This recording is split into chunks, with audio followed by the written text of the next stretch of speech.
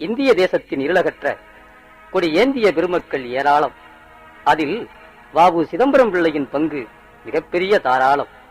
என்னுயிர் போயினும் ஏந்திய குடியினை விடேன் என்ற கொள்கை மறவன் திருப்பூர் குமரனுக்கும் எழுச்சியூட்டியதே வாவு சிதம்பரம் பிள்ளையின் தியாக வரலாறுதான் என்றால் அது மிக இல்லை.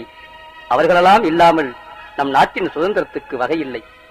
எதிர்த்த சிதம்பரத்தை எப்படியோ அடக்கிவிட்டோ, கொதித்தவர்களை எல்லாம் கொன்று குவித்து விட்டோ என கொக்கரித்தது ஒரு கூட்டம். அவர் மறைந்து விட்டாரென மதியற்றோர் சொல்லலாம். ஆனால் வாழ்ந்து கொண்டுதான் உள்ளாரென நாம் வக்காலத்து வாங்கலாமா?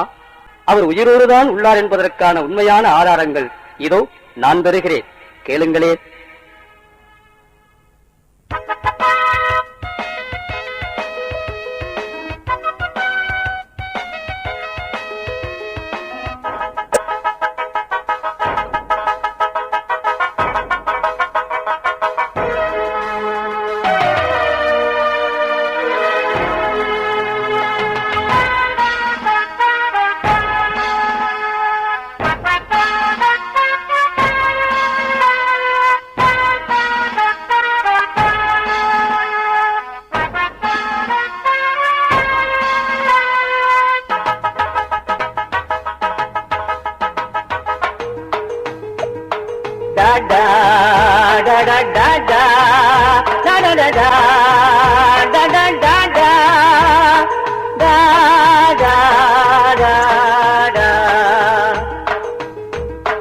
கோட்டையிலே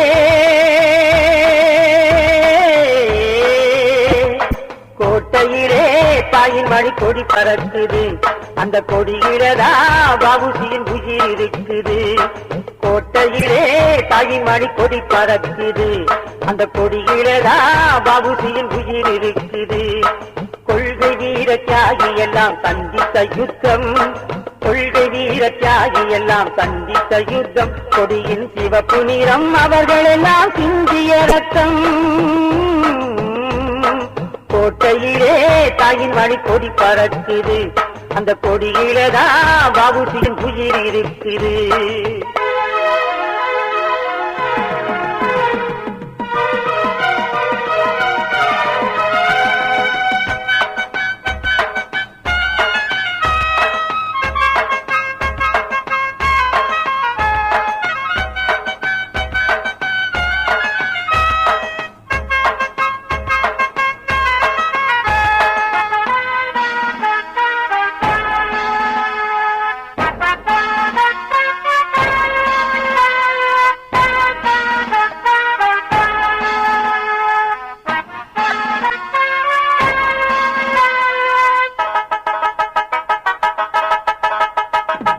பழமையான எங்கள் தேசம் பழமையானது, அதை சொல்லத்தானே கொடியில் இந்த பசுமை பூத்தது.